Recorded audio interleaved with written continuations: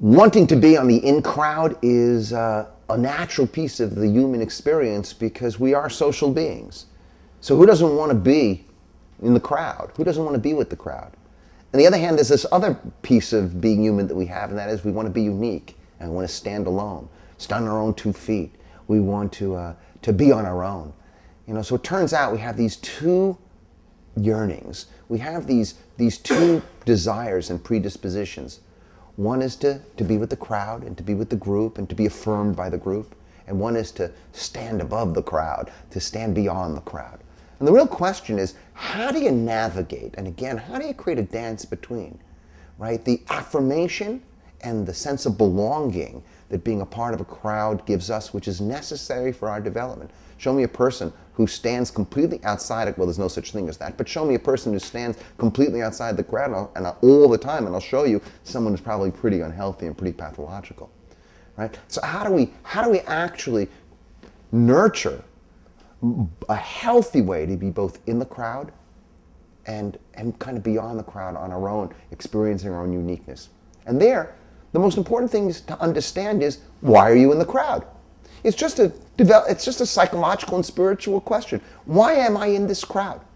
It's really powerful to be at a Grateful Dead show and to be in that crowd. It's a lot more powerful to be at a Grateful Dead show in that crowd than it is to listen to the Grateful Dead alone, in the shower. And it's surely not the same experience. It's a lot more powerful to be in the temple in Jerusalem with hundreds of thousands of other people than simply praying alone. So there's something incredibly nurturing and powerful and life-affirming with being in the crowd. On the other hand, to be in a crowd of Nazis, goose-stepping, what kind of crowd is that?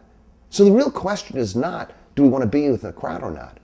But what's the crowd that we want to be with? And why do we want to be in that crowd? Why do we want to be in that crowd?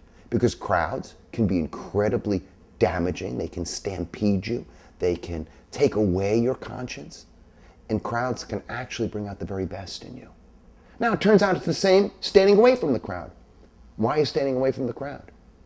Are we standing away from the crowd because we actually don't like other human beings?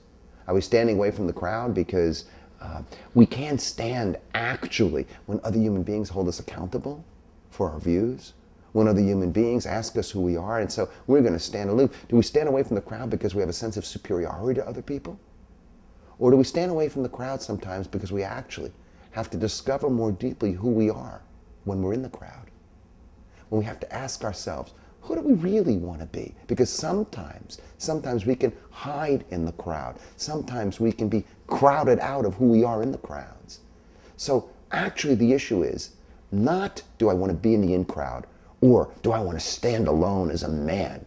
The question is, why do I want to stand alone, and why do I want to be in the crowd?